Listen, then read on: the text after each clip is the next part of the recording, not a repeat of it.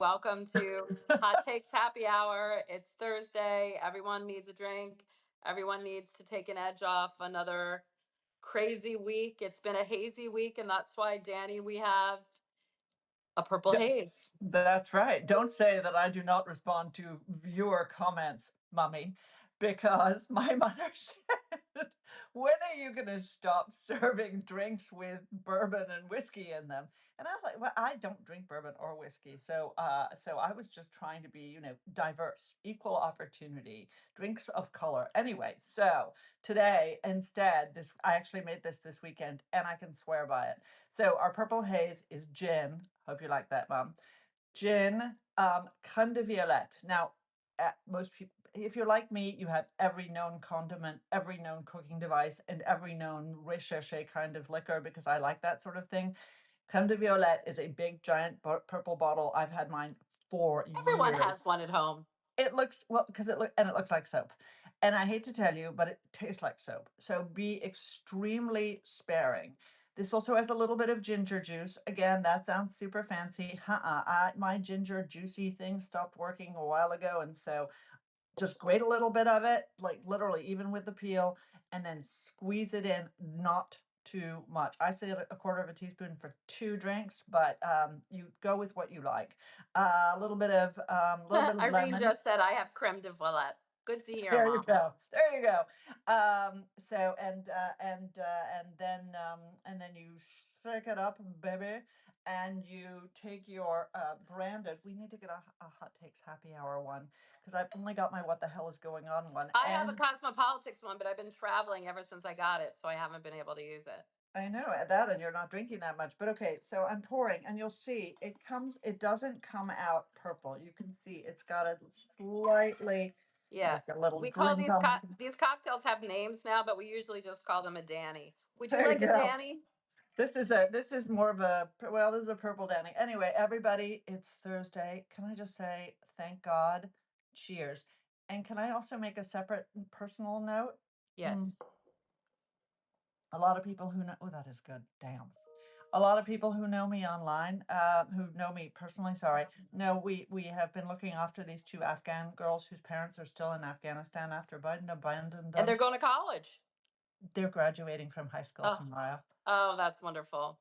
Both of them Mazel 4.0. tov. I know, so I'm going to their graduation and I'm That's super, super proud of them. that's Anyway, really all exciting. right, now let's talk about substance. What do you want to talk about, Elise? Well, I think I want to start by talking about Harvard. And not just Harvard, but the idea Yeah. that, okay, the war between Trump and Harvard is, continuing, but the idea that it's kind of extending to foreign students at other universities. Now they've canceled the visas of all foreign students temporarily. And, I just think this is so short-sighted because, look, if you want to penalize a university. I don't agree with this. I have strong feelings, as we've talked about, that Harvard hasn't done enough to police anti-Semitism and other activities on the campus. But the idea that they're penalizing the research of the university, that they're penalizing all foreign students, about 7,000 of them, and it's not just one university now. Foreign students are not just paying full tuition, they also contribute to local economies. They're also contributing to the kind of talent pool in America. We did this during the Cold War. I have a story out from yesterday about this. And foreign students are, one of the great tools of soft power that we have here in the United States. Education is one of the 10 biggest exports that we have. Exports are not just goods, they're also services. So education, very important. And I just think it's really short-sighted. So I have what has become increasingly my take on this, on a lot of what Trump does, which is that I agree that some steps were necessary. So let me start with this. I don't know whether, and you and I talked about this earlier this week, Elise. I don't know whether people understand how these foreign students end up with their visas, but fundamentally, the process is delegated to universities. Yes, it's true the United States has a final sort of the US government has a final say in it, but the reality is they're largely not vetted. You can come, I can give you a perfect example. You can come to Northern Virginia Community College, which is our local community college here in DC, in the DC suburbs, and you can go there for 10 years and they will give you a student visa every single year. That's crap. That's not contributing to our economy. That's contributing to illegality. And so the system needs to be Well, it reformed. kind of is a chip. Wait, Blah, wait.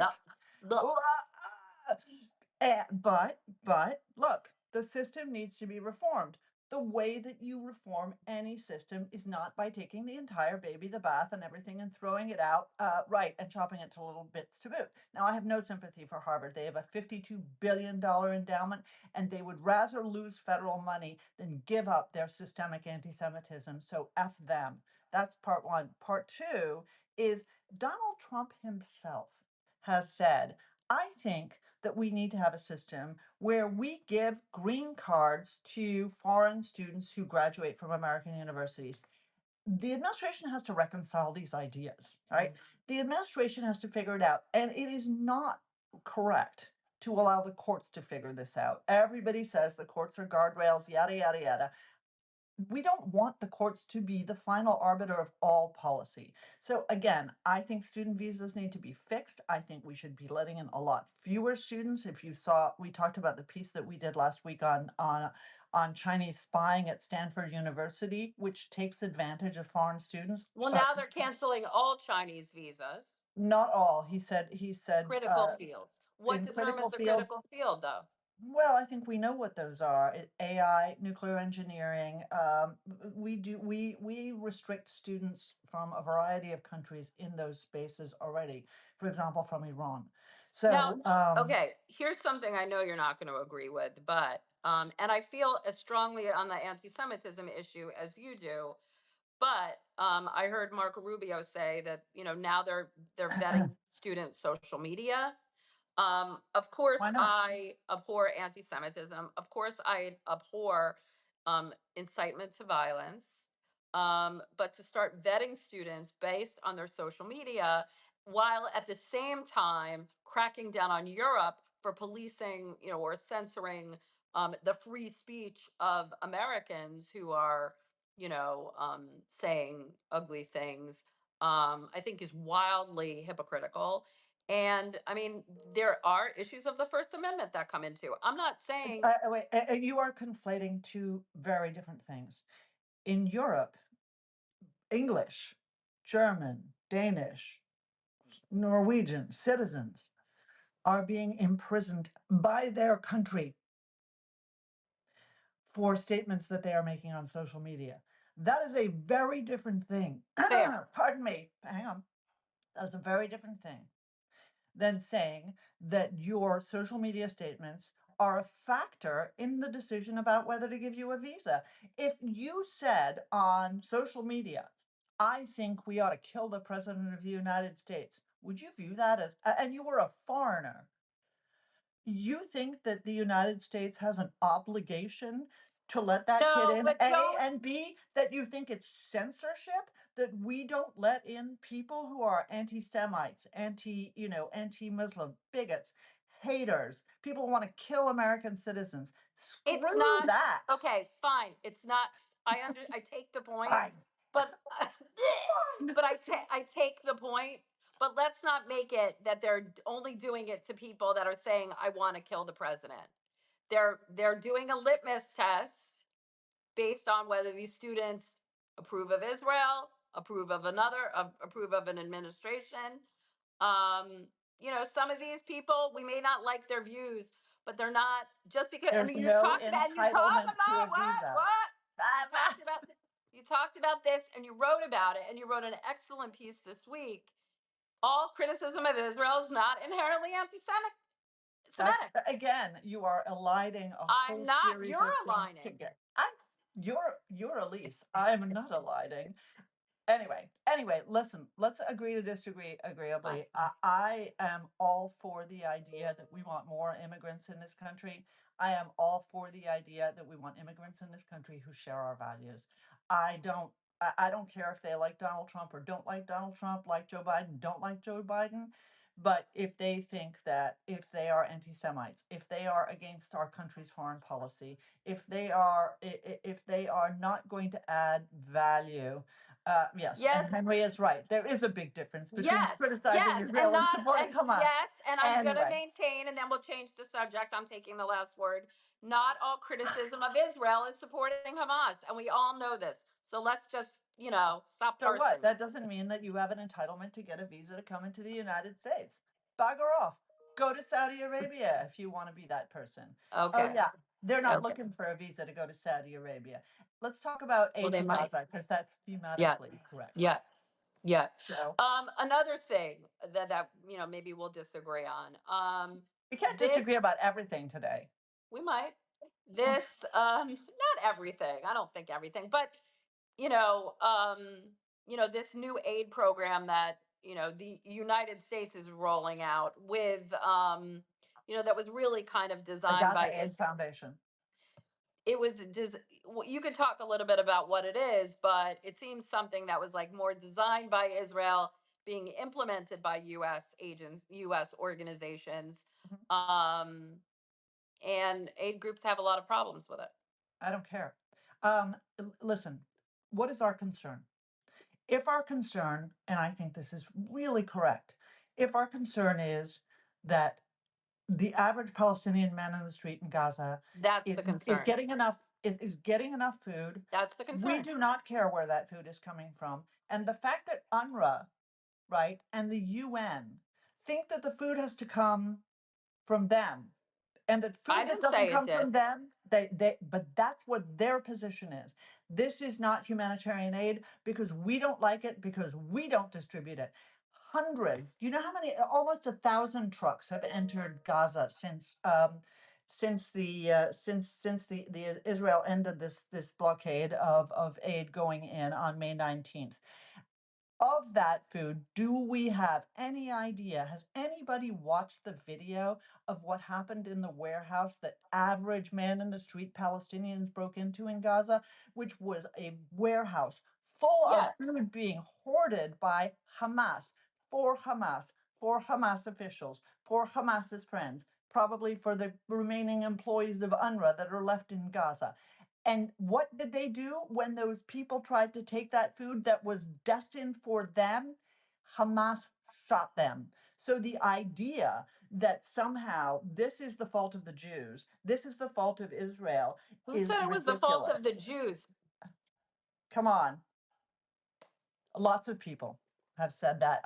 If you would like me to send you chapter and verse about how the Jews are baby killers, the Jews are starving people. Well, I wrote about this last week, and you wrote a very thoughtful piece yesterday about the idea that, this idea of the Jews being blamed for everything going on is just Anti-Semitism. that's card carrying anti-Semitism. And there was a We one agree. one jerk. I don't even remember his name. He doesn't subscribe to me. I guess he got my story somewhere else. But said something like, "This is obviously tangential to the conflict. It's not. This has nothing to do with the Jews.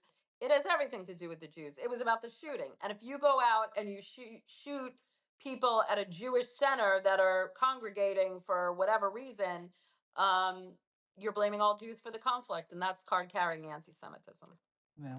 Well, look, again, my attitude is get them the food. I don't care how they get them the food. I don't care whether they get them the food. I don't care whether the food says UN on it or Hebrew writing or Arabic writing or anything else. Food is food. What I do want to ensure is it's not stolen and weaponized by Hamas. And I think the United States, together with Israel, are doing that because the food was being stolen and weaponized by Hamas. They made billions over the last 20 months on the on the inflationary sale, on the absolutely outrageous sale of US and other assistance that was intended for the Okay, Palestinian people, I not for I I take terrorists. I take the point. I don't think that Israel should be responsible for distributing the aid. I don't care who distributes it. I I don't don't. care as I long as it think. gets in because I Okay, care about Palestinians eating, not I about whose understand. dirty hands were on it. Okay, no, I understand. But if Israel is distributing the aid, then there's also, issues like What are if you trying to say? What are you trying to say? Are you trying to say that Israel is manipulating who the food is getting to? I don't think that's right. I think they're manipulating it I so that think they're Hamas doesn't get it. manipulating their negotiations with Hamas in terms of whether they get the food in or not. I don't agree with that. They started Okay, that out on well, May 19th. There's absolutely no information to okay, support that statement. okay. Meh. Met. All right. Can we talk about Move Putin? up. Because we agree. Iran. Putin I or think Iran?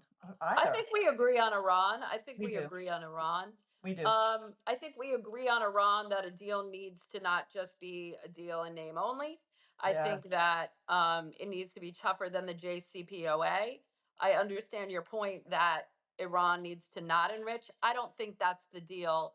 Even though the US says that Iran can enrich in a deal, I think you're going to see some kind of machination where the US is involved in helping Iran enrich. I don't really know what the formula is, Yeah. but So there will be some minor, maybe it's 3%, maybe it's, something short of 20. did you see what, it has to be 3.667. It can't be Yeah. higher than that. Yeah. Did you see what the president said today about this? I only caught it out of the corner of my eye, so you may not have seen it. But he said, I think we should be able to go into Iran and destroy whatever facilities we want to destroy. Well, that's not going to be a starter with our friends. I just don't have any sense of how the negotiations are going, but I think you and I also agree about this point, and this is what everybody needs to focus on. Think about think about what the Iranians are up to right now. They are in the process of number one, rebuilding their air defenses, number two, rebuilding their ties with their proxy groups that are all crushed. But most importantly, they are focused on the October expiration of the most important, the fail-safe feature of the JCPOA, the one that Obama touted as the most important part of this if the Iranians ever cheated, which is the so-called snapback provisions. Not bad. What this does, what snapback does is through the United Nations Security Council, but without the possibility of either a Chinese or any other veto, it restores all of the UN sanctions that were lifted on Iran.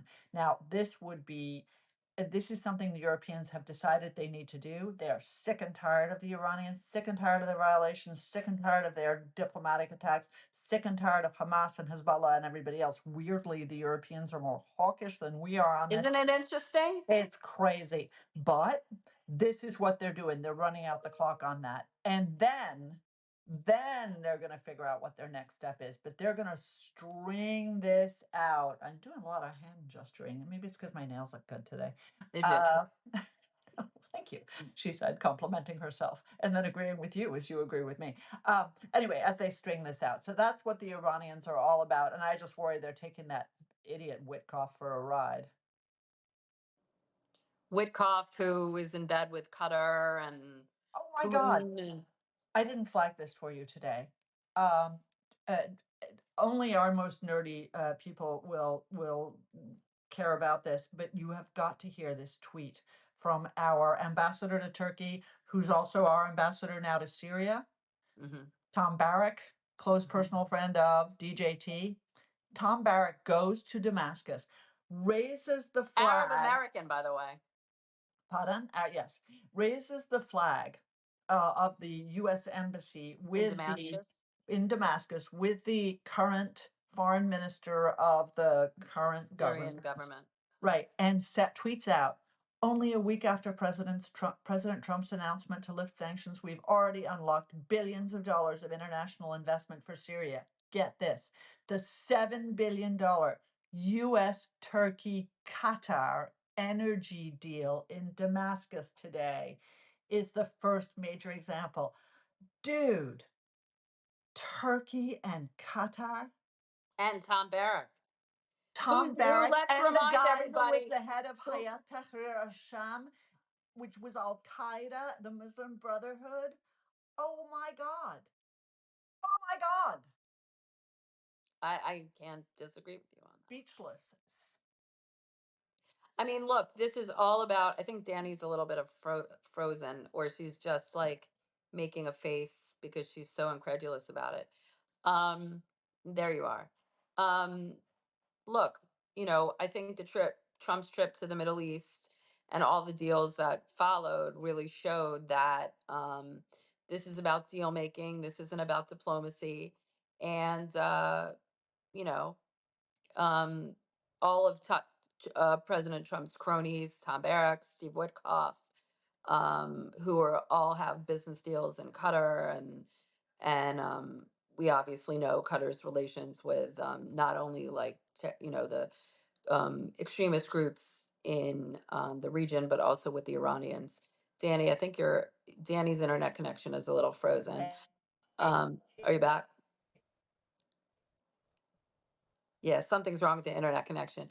Until she comes back, I just want to remind everybody to take a look at Danny's piece, which is on what the hell is going on, which is really just about a lot of the hate that we're seeing not only on social media, but sometime in Substack when people, if they don't agree with your comments, if they don't agree with something you wrote, they have a horrible need to be hate filled, or say something anti-Semitic, or say something about our mother, or say something really mean, and for people that just really care about principled and US foreign policy and trying to help people understand the issues, it's just really hurtful, and sometimes it makes you kind of wonder if you're doing any good in the world. So I'd really encourage everybody to take a look at that. Do we have her back?